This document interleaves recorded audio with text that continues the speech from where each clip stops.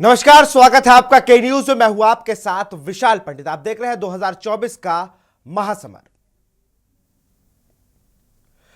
रोज रोज मोदी जी तुम ऐसा करोगे, जनता जो रूठ गई तो हाथ मलोगे।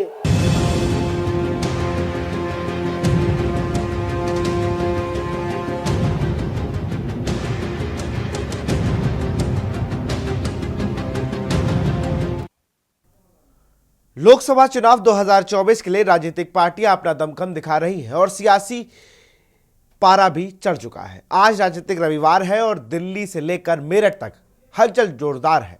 मुख्यमंत्री अरविंद केजरीवाल की गिरफ्तारी के बाद आज दिल्ली के रामलीला मैदान में इंडिया गठबंधन की रैली हुई, या यूं कहें विपक्ष का शक्ति प्रदर्शन हुआ। लेकिन वहीं दिल्ली से 80 किलोमीटर दूर मेरठ में आज प्रधानमंत्री मोदी ने भी मेगा रैली की। इसमें यूपी के सभी सहयोगी दलों के साथ साथ हरियाणा और यूपी के सीएम, मेरठ रीजन के आसपास के सभी लोकसभा सीटों के कैंडिडेट मौजूद रहे। और जब दिल्ली में इंडिया गठबंधन की रैली चल रही थी, तब उसमें तेजस्वी यादव ने किस तरीके से प्रधानमंत्री मोदी और भाजपा सरकार पर तंज कसा, वो सुन लेते हैं।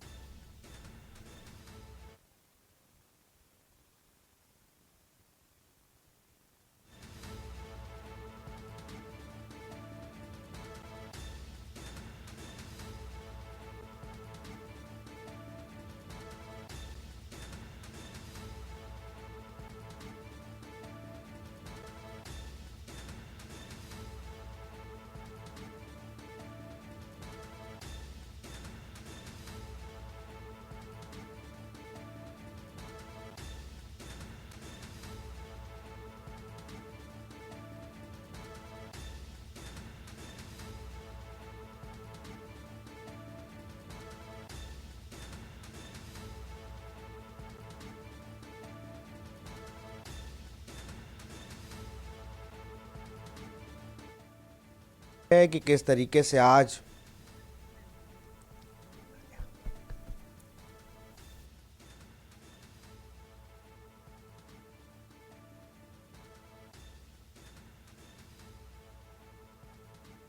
में इंडिया गठबंधन ने दम दिखाया है।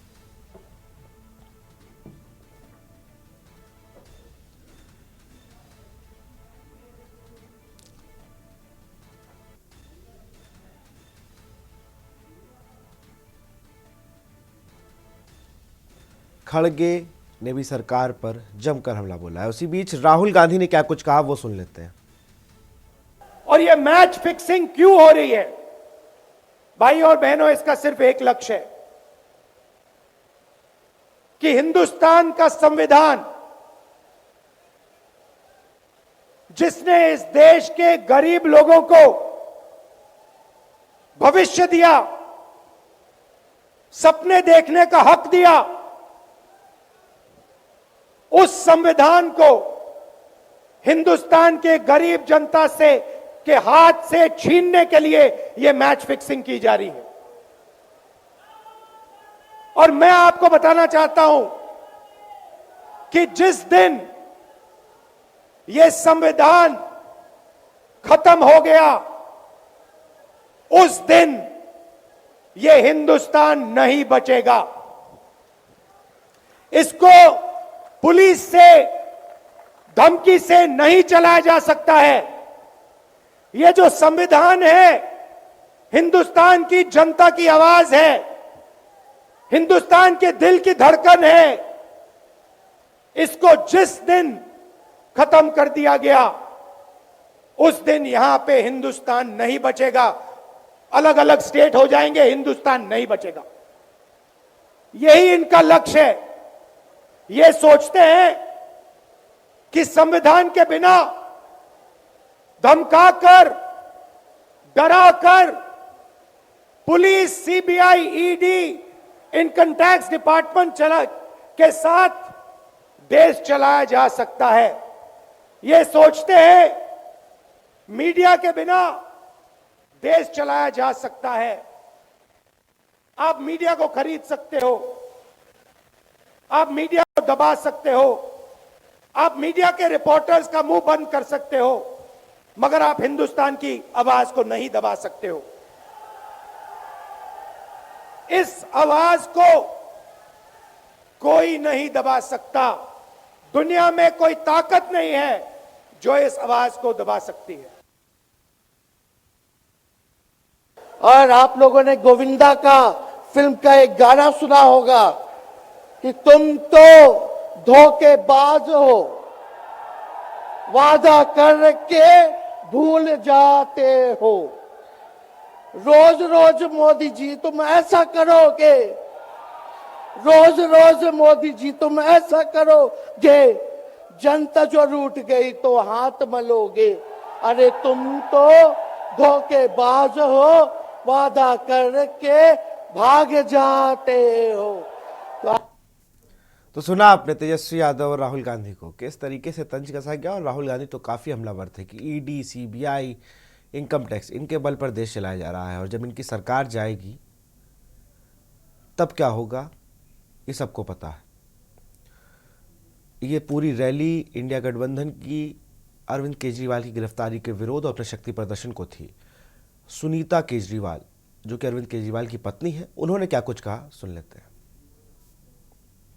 कई बार मुझे लगता है कि आजादी की लड़ाई में वो एक फ्रीडम फाइटर थे जो देश के लिए लड़ते लड़ते शहीद हो गए। इस जन्म में भी केजरीवाल जी को शायद भारत मां के संघर्ष के लिए भेजा है। तो सुनीता केजरीवाल ने तो एक नई जंग छेड़ दी। उन्होंने कहा कि मुझे लगता है कि अरविंद केजरीवाल तो आज़ादी के समय के फ्रीडम फाइटर हैं जिन्हें भारत मां ने फिर से भेजा है आज़ादी दिलाने के लिए। जो ये सब हो रहा है, जो माहौल बनाया गया, इससे आज़ादी दिलाने के लिए। अखिलेश यादव भी आज दिल्ली पहुंचे। उन्होंने भी कहा कि 400 पार नहीं 400 हार है। सुन लेते हैं उन्हें भी। आज तो देश जान गया है, ईडी सीबीआई से डरा करके इन्होंने सबसे ज्यादा चंदा वसूलने का काम अगर किसी ने किया है तो भारतीय जनता पार्टी के लोगों ने किया है। ये जो वसूला गया है चंदा, इसको दबाने के लिए जो विपक्षी नेता है उन पे झूठे मुकदमे लगाए जा रहे हैं। इस बार चुनाव आने जा रहा है, मैं आपसे अपील करना चाहता हूं, इन्हें हराओ, इन्हें वापस भेजो, क्योंकि अगर देश बचाना है तो हमारे आपके वोट से बचेगा, वोट से ही लोकतंत्र बचेगा, वोट से ही संविधान बचेगा, वोट से ही आरक्षण बचेगा और वोट से ही हमारे देश की आबादी के 90% लोग जो पीड़ित हैं उनको बचाने का काम होगा। मुझे उम्मीद है कि आज जो रामलीला मैदान से संदेश जा रहा है ये देश के कोने कोने मर जाएगा और जब चुनाव शुरू हो गया है तो वोट पड़ेगा तो न केवल दिल्ली से भारतीय जनता पार्टी साफ होगी बल्कि देश से भी भारतीय जनता पार्टी साफ होने जा रही है। तो ये तो दिल्ली की तस्वीरें थी जहां पर इंडिया गठबंधन के नेता जुटे और उन्होंने अपना शक्ति प्रदर्शन किया और सबका निशाना ईडी, आईटी और सीबीआई पर ही था। लेकिन उससे 80 किलोमीटर दूर मेरठ में प्रधानमंत्री नरेंद्र मोदी ने आज अपने चुनावी संखिरात किया और उस रैली में पहले सुनते हैं कि योगी आदित्यनाथ ने क्या कुछ कहा। बहन और भाइयों, मैं आभारी हूं और उत्तर प्रदेश आभारी है आदरणीय प्रधानमंत्री जी का, जिन्होंने 2014 के बाद देश की तस्वीर और तकदीर को बदल करके हम सबको, वर्तमान और भावी पीढ़ी को एक नए भारत का दर्शन कराया है और हम सब आभारी भी हैं। कल ही किसानों के मसीहा पूर्व प्रधानमंत्री परम श्रद्धेय चौधरी चरण सिंह जी को भारत रत्न का सम्मान देकर के आपने किसानों का जो सम्मान किया है पूरा उत्तर प्रदेश और देश का अन्नदाता किसान इसके लिए आपके प्रति कृतज्ञता ज्ञापित करते हुए आभार व्यक्त करता है। यह हमारा सौभाग्य है कि देश जब अपनी आजादी के अमृत काल में प्रवेश किया है, तब इस देश को यशस्वी नेतृत्व के रूप में 10 वर्ष से मोदी जी का करिश्माई नेतृत्व प्राप्त हुआ है। प्रधानमंत्री नरेंद्र मोदी ने क्या कुछ कहा वो भी सुन लेते हैं। मैं आपको याद कराना चाहता हूं, जब भारत दुनिया में 11वें नंबर की अर्थव्यवस्था था, तो भारत में चारों तरफ गरीबी थी। जब भारत 5वें नंबर पर पहुंचा, तो 25 करोड़ देशवासी गरीबी से बाहर निकलने में सफल हुए। और मैं आपको गारंटी देता हूं, जब भारत दुनिया में नंबर 3 पर पहुंचेगा, तो देश में गरीबी तो दूर होगी ही, लेकिन साथ साथ एक सामर्थ्यवान, सशक्त मध्यम वर्ग देश को नई ऊर्जा देता होगा। और इसलिए आज पूरा देश कह रहा है, तीसरी बार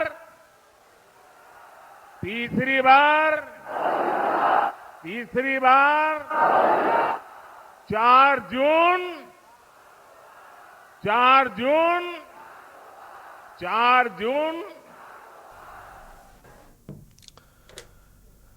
तो फिर से हुंकार भरी और अब की बार तीसरी बार का नारा, 4 जून को 400 पार का नारा प्रधानमंत्री नरेंद्र मोदी ने फिर से बुलंद किया। हमारे साथ चर्चा करने के लिए अनुभव चक जी है, बीजेपी नेता है। बहुत बहुत स्वागत है आपका। प्रकाश श्रीवास्तव है आप प्रवक्ता, आपका बहुत बहुत स्वागत है। विवेक पांडे हैं सपा प्रवक्ता, आपका भी स्वागत है। आलोक तिवारी कांग्रेस के नेता है, उनका भी स्वागत है। रतन डोभाल जी हैं, वरिष्ठ पत्रकार हैं। कृष्णा पंडित जी हैं, वही वरिष्ठ पत्रकार हैं। उसके बीच एक बार टीवी स्क्रीन पर ग्राफिक्स दिखा देता हूँ, फिर आपके पास आऊँगा अनुभव चक जी। गारंटियों का दौर चल रहा है और केजरीवाल ने भी गारंटियाँ दी हैं, 6 गारंटियाँ दी। एक बार वो देख लेते हैं, फिर मैं आता हूँ अनुभव चक जी आपके पास। तो पहली की पूरे देश में 24 घंटे बिजली, ये इंडिया की तरफ से, इंडिया गठबंधन की तरफ से ये जेल से संदेश भेजा था, पूरे देश में गरीबों को बिजली मुफ्त। हर गांव मोहल्ले में शानदार सरकार स्कूल बनाएंगे।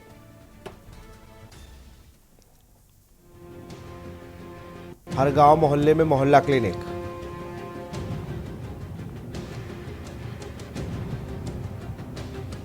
स्वामीनाथन आयोग के तहत फसल के सही दाम दिलाएंगे। दिल्ली को पूर्ण राज्य का दर्जा दिलाएंगे। अरविंद केजरीवाल का जेल से ये संदेश है। और अब हम लोग अपने जो मेहमान जुड़े उनका रुख कर लेते हैं। अनुभव चक जी, आज पूरा शक्ति प्रदर्शन किया। लोग कह रहे थे टीएमसी इंडिया गठबंधन में शामिल नहीं है, तो उन्होंने अपनी एक सांसद को भेजा, उन्होंने भी हमलावर हुए। 400 पार का जो नारा है भारतीय जनता पार्टी या एनडीए का, उसमें कितना जो ये गठबंधन है डेंट करने वाला है? देखिए विशाल जी, जो हमारे शीर्ष नेतृत्व ने हम सबके लिए तय किया है टारगेट, वो मात्र नारा नहीं है। उसको पूरा करने के लिए भारतीय जनता पार्टी ऐसा नहीं कि चुनाव के समय सक्रिय हुई है और चुनाव के समय सड़कों पर दिखने लगी है। भारतीय जनता पार्टी 2022 के विधानसभा चुनाव के बाद से ही बूथ लेवल तक अपना संगठन जो है उसको सक्रिय करने में फिर से लगी हुई थी, उसको एक्टिव मोड में रखा हुआ था। और जो चाहे केंद्र की योजनाएं हो चाहे प्रदेश की योजनाएं हो, उनसे जो लाभान्वित वर्ग था वहां तक पहुंचने का टारगेट बूथ लेवल तक के कार्यकर्ताओं को दिया गया था। उन योजनाओं के बारे में बताना और लाभान्वितों को चिन्हित करके वहां उनसे संवाद स्थापित करना, ये भारतीय जनता पार्टी कार्यकर्ता लगातार करते रहे हैं। उत्तर प्रदेश के अंदर जहां तक आप अगर बात करेंगे, उत्तर प्रदेश के अंदर जो सत्ता में दल है वो तो सड़कों पर दिखाई दिया, वो जनता के बीच में दिखाई दिया, लेकिन जो विपक्ष में बैठा हुआ दल है वो मात्र सोशल मीडिया पे एक्टिव रहा। वो कहीं पर भी जन समस्या भी अगर हुई तो उनके साथ भी खड़ा हुआ नहीं दिखाई दिया, और किस तरीके से अपने चाचा को निपटाया जाए उसमें ये प्रयासरत ज्यादा दिखाई दिए। तो भारतीय जनता पार्टी के जो शीर्ष नेतृत्व ने हमारे लिए टारगेट तय करा है, हम निश्चित ही उसको पार पाने में सफल होंगे।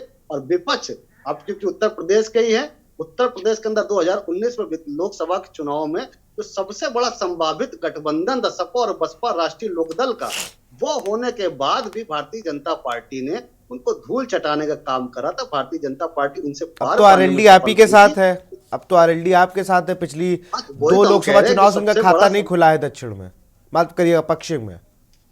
सबसे बड़ा संभावित जो गठबंधन हो सकता था वो तो हो चुका, तो हम जब उसको पार पाने में सफल हुए थे तो हमारे सामने कौन होगा, कौन कौन से दल उस गठबंधन में शामिल होंगे, इसकी हमको चिंता नहीं है। हमें तो इस बात की चिंता है कि देश को विकसित राष्ट्र की श्रेणी में कैसे खड़ा जाए, देश के अंदर से जो भ्रष्टाचार है उसका सफाया हम कैसे करें, देश के अंदर जो गुंडागर्दी है उसको कैसे खत्म कर सके, और देश को मतलब आप ये मान रहे हैं कि देश में गुंडागर्दी है? देश में, मैंने देश में बोला, प्रदेश नहीं बोला। अरे देश में सरकार आपकी, मैं प्रदेश की बात ही क्यों करूंगा, देश की सरकार चुननी है, आप खुद ही कह रहे हैं देश में गुंडागर्दी है।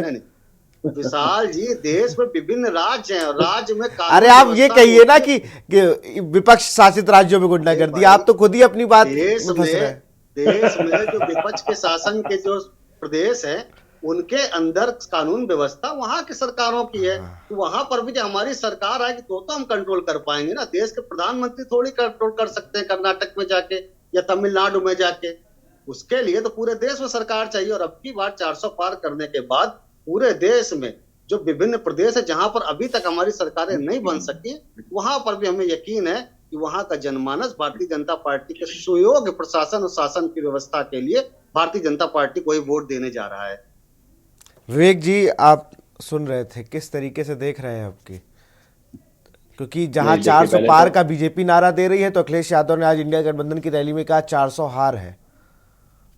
नहीं, देखिए, पहले तो मंच पे उपस्थित सभी सम्मानित पैनलिस्टों को मैं प्रणाम समर्पित करूंगा और अपनी बातों को अनुमोदन के साथ अभिव्यक्त करूंगा। देखिए, एक परंपरा सी चल पड़ी है कि भाजपा के जो भी प्रवक्ता आते हैं, मुझे लगता है कि मुद्दों पे इतने सारे मुद्दे हैं, इतना विकास किया, इतना सुशासन है, इतना जीरो टॉलरेंस है, तो परिवार को बीच में राजनीतिक दलों के लाकर आप अपनी मानसिक अपरिपक्वता और अपनी हताशा का पहले तो परिचय दे देते हैं।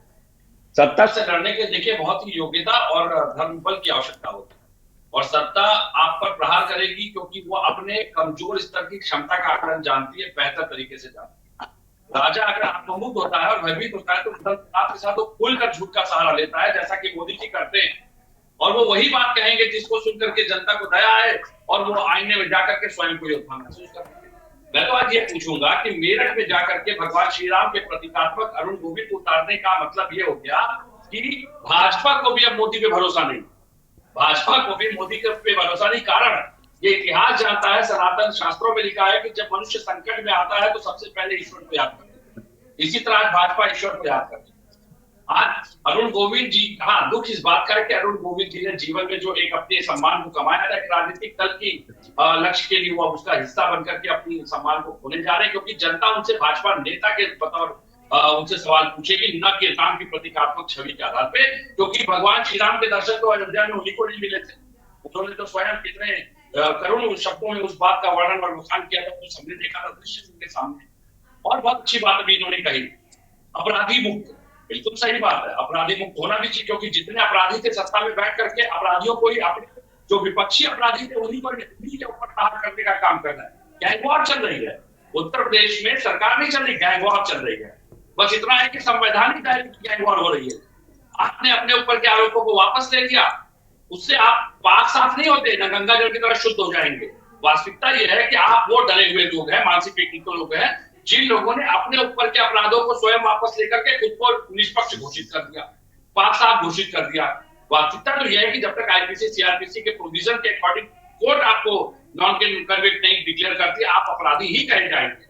और जनता की नजर में अपराधी की दृष्टि से ही देखे जाते हैं। जैसे कि मोदी जी गए थे 15 लाख लाने, गए थे, वास्तव में गए थे, ये बात मैं आपके मन से कह रहा हूँ। मोदी जी गए थे हर आदमी के 15 लाख लाने, जब वहां जाने के बाद स्विस बैंक का फॉर्मेट देखा तो वो डिजिटल करेंसी वाले फॉर्मेट में इलेक्ट्रॉन बॉन्ड के रूप में स्विस बैंक को उठा रहा है। और उसके बाद देखिए अब खुलासे हो गए हैं, कैसे लोग मरते रहे लेकिन वो चंदे पे चंदे लेते रहे। तो सबसे बड़ी बात यह है कि यहाँ पर लाशों की राजनीति हो रही है, आऊंगा अनुज जी यहाँ आपके पे पास। षड्यंत्र की राजनीति हो रही है और यहाँ पे मुद्दा विहीन राजनीति हो रही है, जबकि ये सत्ता में है। इनको सब मुद्दों पे बात करनी चाहिए। दुख होता है दलों के परिवारों पे प्रहार करने का प्रयास करते हैं। अरे मोदी की क्या गारंटी, जिसने सनातन के द्वारा बनाए गए नियमों की 7 फेरों की गारंटी नहीं दी आज तक। चलिए पहले तो प्रखर श्रीवास्तव के पास चलेंगे। आज दिल्ली में जिस तरीके से सुनीता केजरीवाल, जो कि अरविंद केजरीवाल जी की पत्नी है, उन्होंने जिस तरीके से बयान दिया और आज वो मुझे लग रहा था फुल फ्लैश लीडर के तौर पर उस रैली में सम्मिलित हुई और उन्होंने जैसे कहा कि मुझे लगता है ये कोई फ्रीडम फाइटर है जिन्हें माँ भारती ने फिर से भेजा हुआ है। और आज शक्ति प्रदर्शन आम आदमी पार्टी का भी हुआ। प्रखर, हम वो पत्ते नहीं जो शाखों से यूं ही टूट जाएं, जाकर आंधियों से कह दो अपनी औकात में रहे। विशाल जी आपको नमस्कार, आपके सभी दर्शकों को नमस्कार। जी नमस्कार। और यहाँ पे बैठे हुए सभी प्रवक्ता दोनों को मेरा नमस्कार। विशाल जी, इस देश के अंदर आघोषित आपातकाल लगा हुआ, ईडी सीबीआई डंडे से के माध्यम से सरकार चल रही है। एक्सटॉर्शन ईडी आज की डेट में आपके दर्शक बहुत अच्छी तरह जानते हैं, ईडी का मतलब है एक्सटॉर्शन डिपार्टमेंट। चंदा दो धंधा लो, वरना ईडी का डंडा लो। इस फॉर्मूले पे तो पूरी सरकार चल रही है। मैं अभी भारतीय जनता पार्टी के प्रवक्ता को सुन रहा था, उनकी बेशर्मी की प्रकाशता को देख रहा था, वो किस तरीके से कह रहे थे कि 400 पार। अरे Modi ji,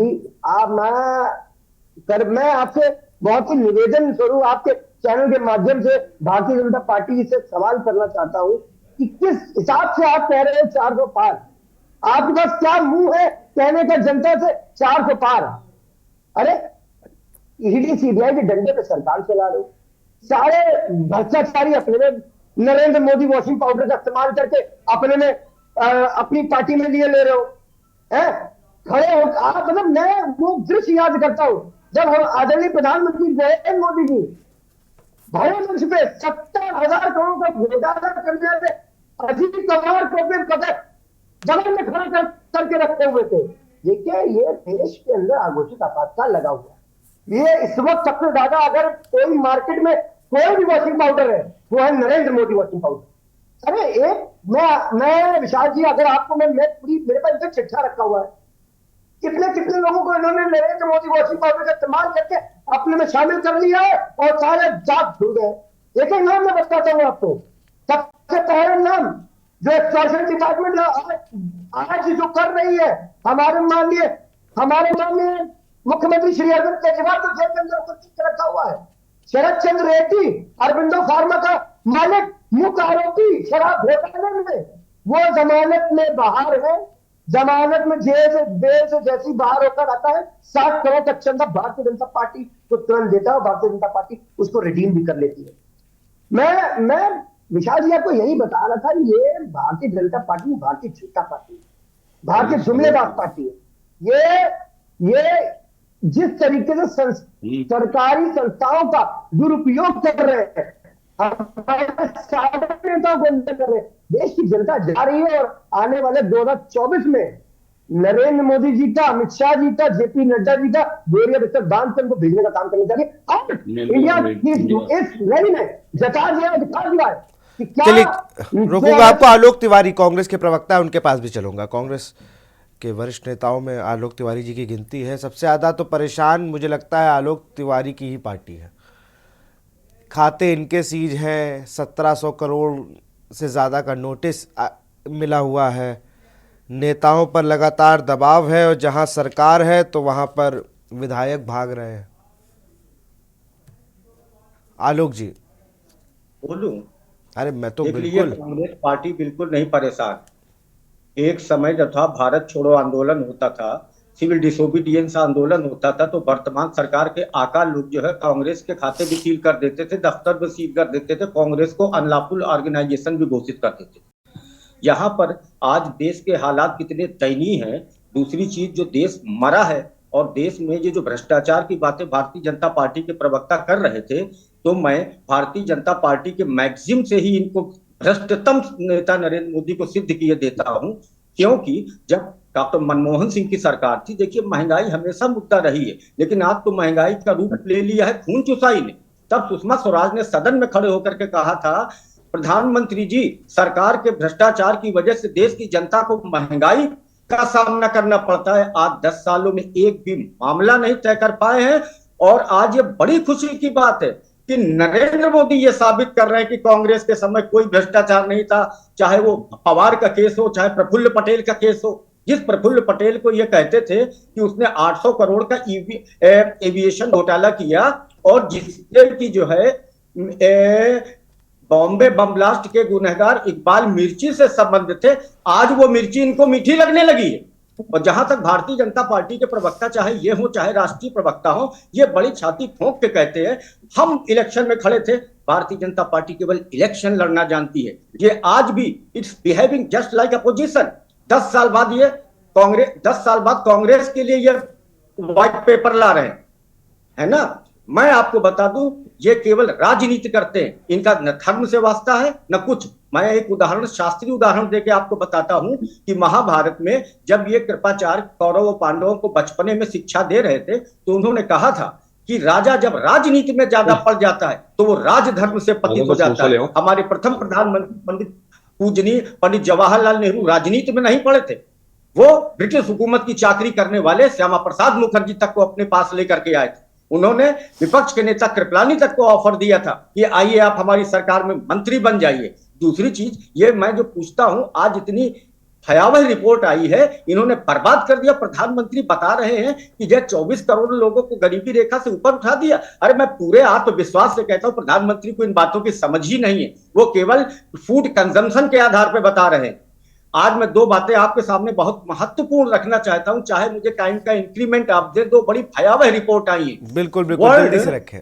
world financial inequality desk की रिपोर्ट आई है कि देश की 1% आदमी के पास 40% पूंजी है और 1% आदमी के पास 22% की आमदनी है, और जिसमें 8,000 करोड़ से ज्यादा कमाने वालों की आय बढ़ी है 270% और आम आदमी की आमदनी बढ़ी है केवल 27%। 72 करोड़ आदमी 6,000 रुपए आपकी आमदनी पर जी रहा है। उसी 6,000 रुपए में इनकी मेहरबानियों से, कारपोरेट की दलाली से उसको कभी 500 रुपए किलो लहसुन लेना पड़ता है, 800 रुपए किलो जीरा लेना पड़ता है, और उसको कभी 250 टमाटर लेना पड़ता है, 200 रुपए किलो दाल लेनी पड़ती है। उसके बाद निकलता है मोटर अपना बाइक स्कूटर लेकर के, तो उसकी गर्दन कलम की जाती है। जो कांग्रेस के समय 100-200 रुपए चालान होता था, मिनिमम 1,000 से लेकर 10,000 तक।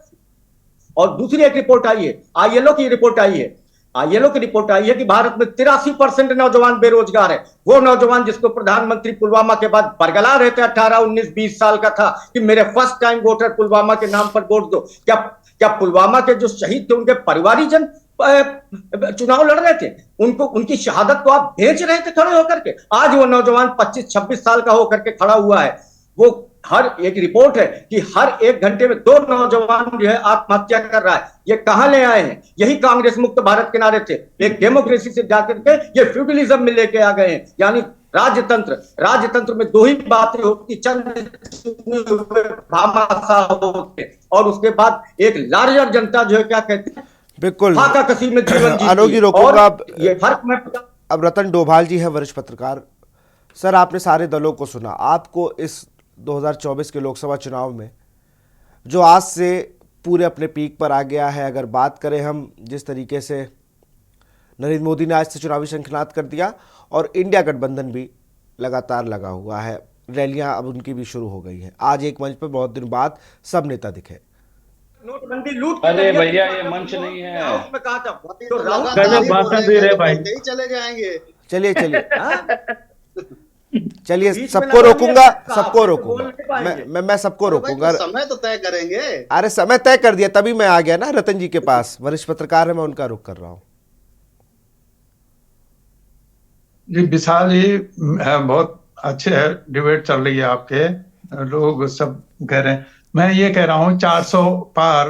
हमने एक नारा वाजपेयी जी के समय में भी सुना था कि शाइनिंग इंडिया, तो वो भी हमने देखा है, और 400 पार भी अभी हमको देखना है, उसकी तैयारी तो चल रही है।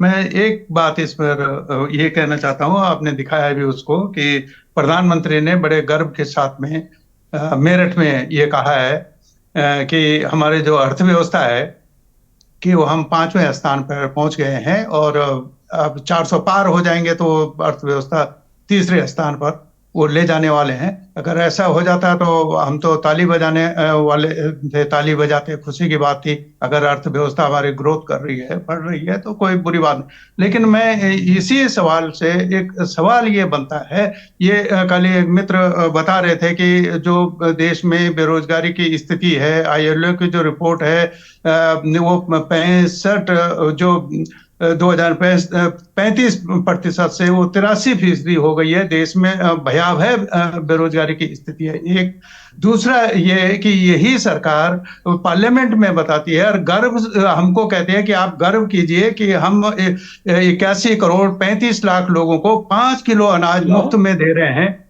जबकि ये सरकार ही ये बात भी कहती है कि एक आदमी को जीने के लिए 10 किलो अनाज की जरूरत होती है। ये आधा पेट 81 करोड़ 35 लाख लोगों को 5वीं अर्थव्यवस्था होने के बाद भी आप दे रहे हैं, तो ये अर्थव्यवस्था किसके लिए बढ़ रही है?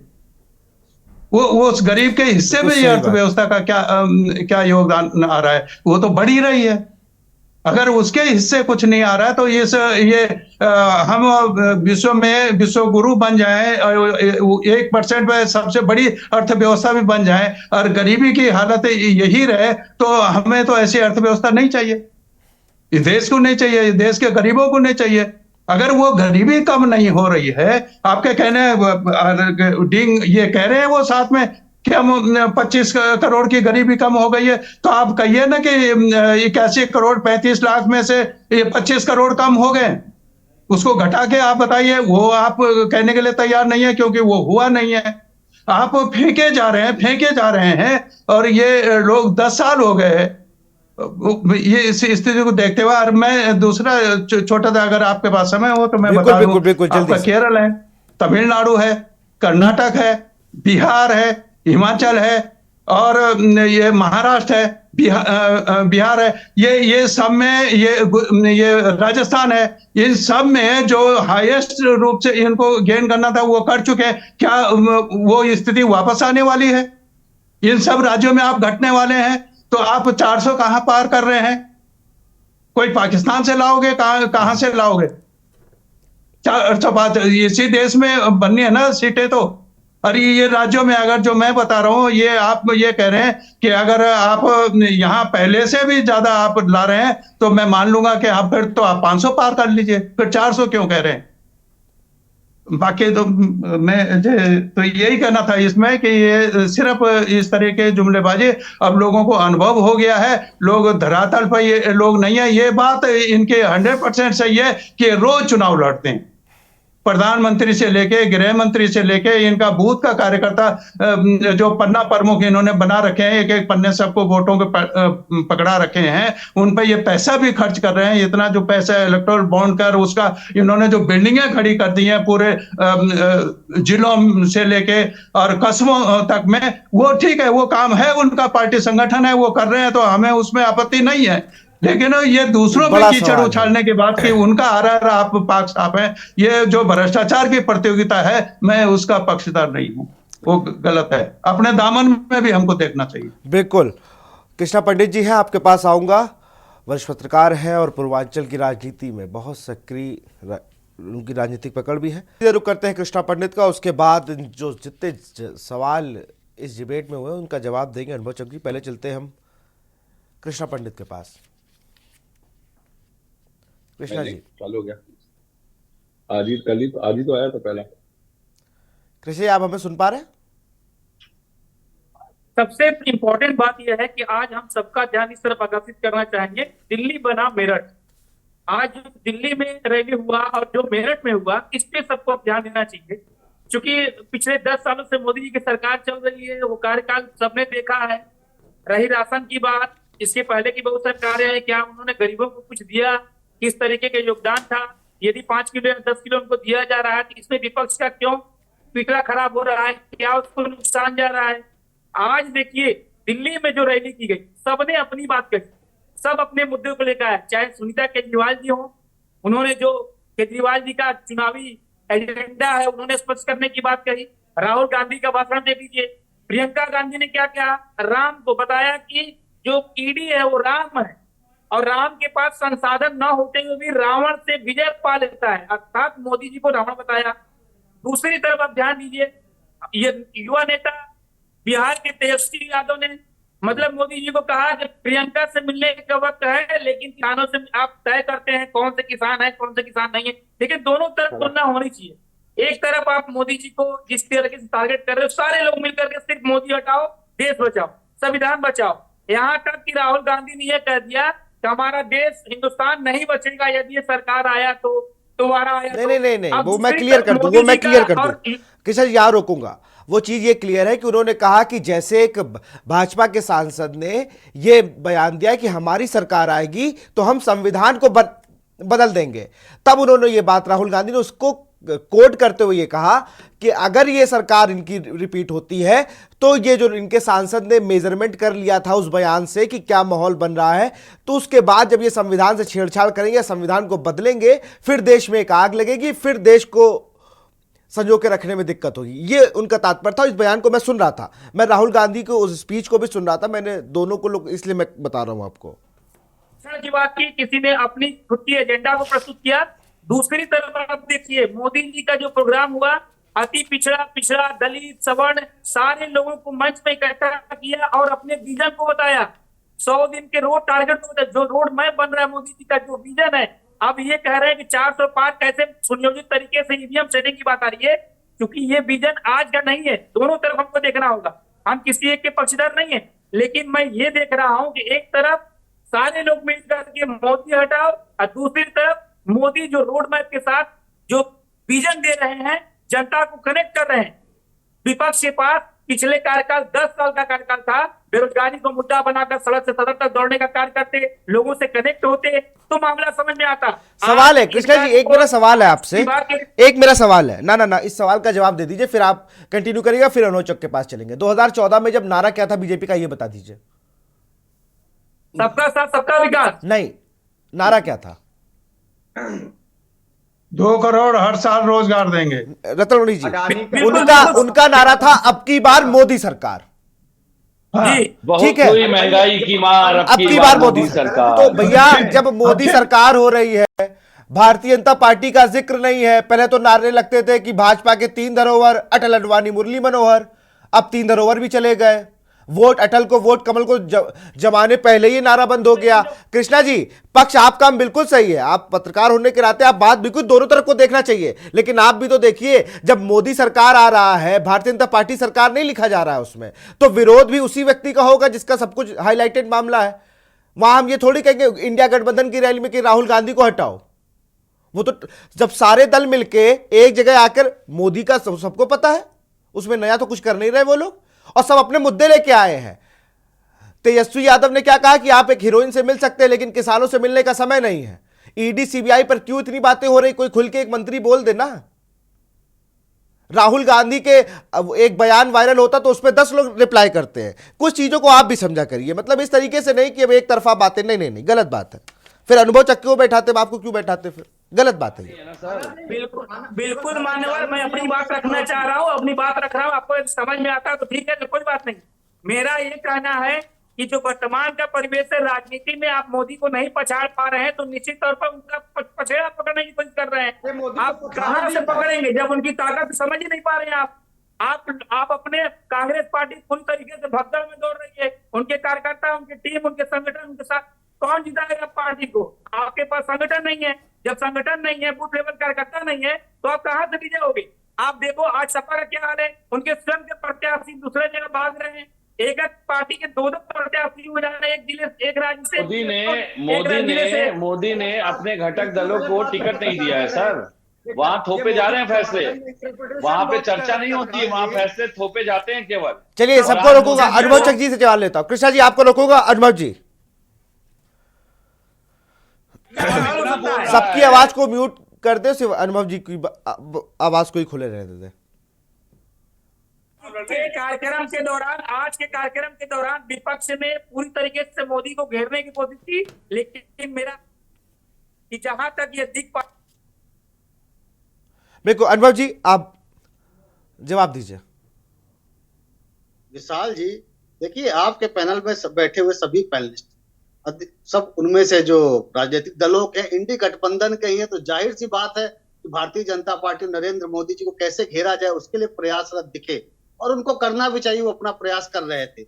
लेकिन जहां तक बात हो रही थी भारत की, जहां तक बात हो रही थी आगामी लोकसभा चुनावों की, तो उसमें उत्तर प्रदेश हो चाहे देश की जनता हो, वो वोट करके अपना वोट का मताधिकार का प्रयोग करके जो उनके लिए हितकारी काम करने वाले लोग उनको चुनेंगे। उसमें कोई बहुत ज्यादा बहस करने की आवश्यकता नहीं है। उत्तर प्रदेश का चाहे 2017 का चुनाव हो, चाहे 2022 का हो, चाहे देश का 2014 का चुनाव, 2019 का चुनाव, देश की जनता इन्हीं मुद्दों पर, जिनको आज ये डिबेट में हमारे विपक्षी दल के साथी उठा रहे हैं, इन्हीं मुद्दों को लेकर ये उस समय भी चुनाव के मैदान में गए थे, और जनता ने क्या जवाब दिया था उससे भी इनको समझ में नहीं आया। जनता क्या चाहती है उसको समझना नहीं चाहते, आंख बंद करके चलना चाहते हैं। अगर ये देख रहे हैं आज भी जैसे चुनाव की बात हो रही है और चुनावी मंच पे जब भाषण दे रहे हैं, कोई इसलिए रो रहा है कि अरविंद केजरीवाल जेल में है, कोई इसलिए रो रहा है कि हेमंत सोरेन जेल में है।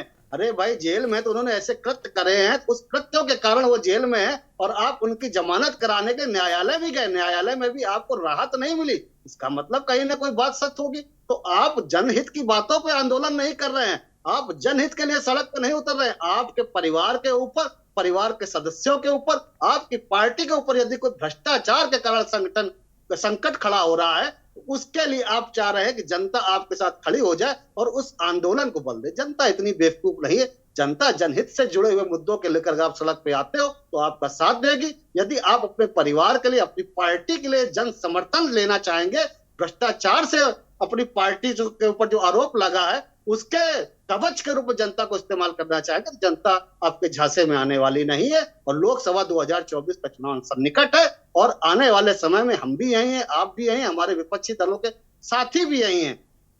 परिणाम जो भी होगा सहर्ष स्वीकार होगा। हम 400 पार करते हैं या नहीं वो भी सामने होगा, और आप जो कह रहे हैं वो भी रिजल्ट में आता है कि नहीं आता, वो भी जनता दे जवाब देगी। नहीं, हम नहीं कह रहे हैं, ये तो ये लोग कह रहे हैं।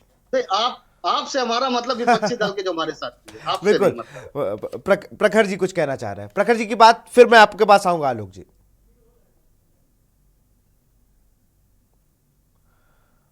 प्रखर अनम्यूट कर लीजिए।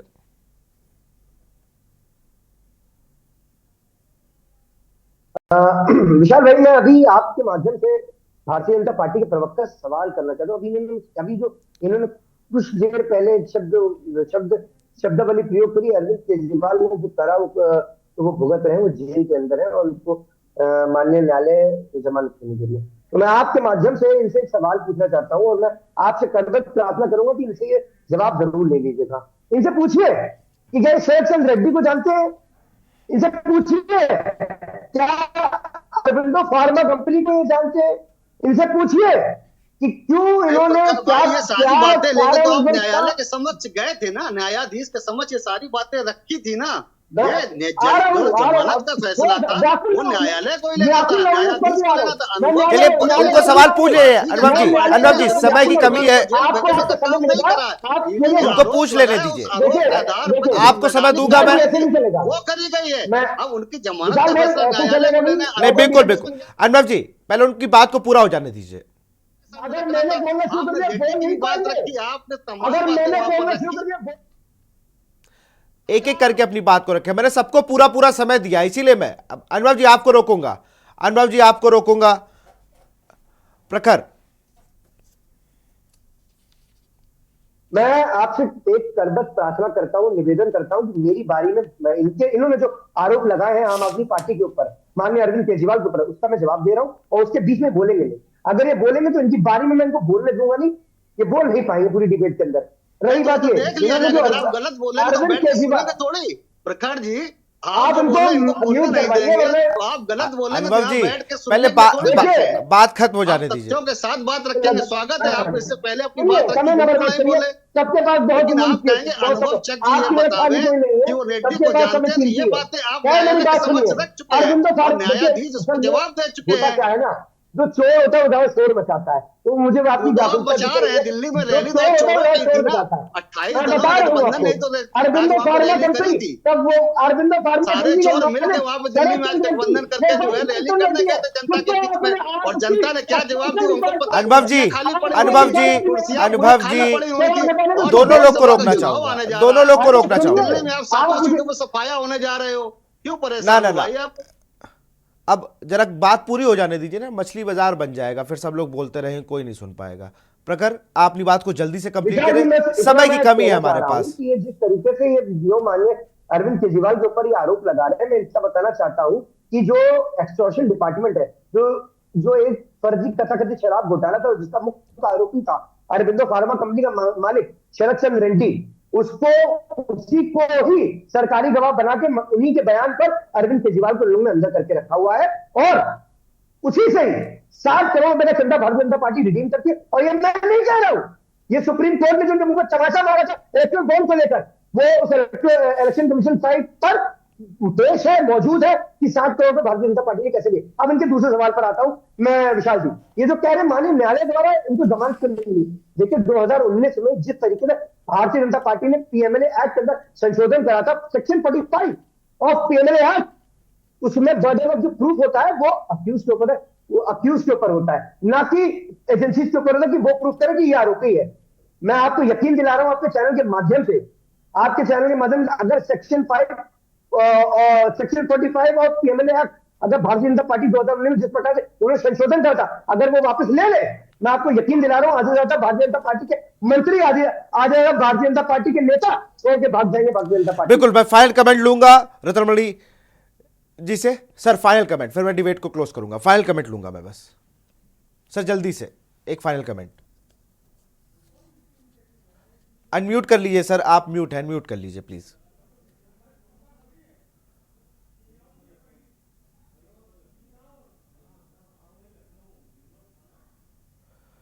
सर आपको आवाज आ रही है? सर आप म्यूट है।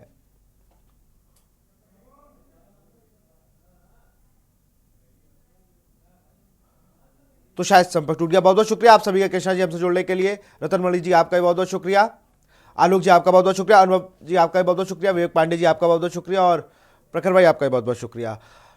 तो आज से अगर बात की जाए तो प्रधानमंत्री नरेंद्र मोदी ने अपने चुनावी शंखनाद कर दिया है, और जो चीजें हैं, इंडिया गठबंधन की बात अगर हम करें, अगर हम बात करें, आरोप प्रत्यारोप का दौर जो है वो अब शुरू हो गया है। अब जैसे जैसे चुनाव नजदीक आएगा, इन रैलियों में और वार है, जो शब्दों के वार है वो और मुखर होके सामने आएंगे।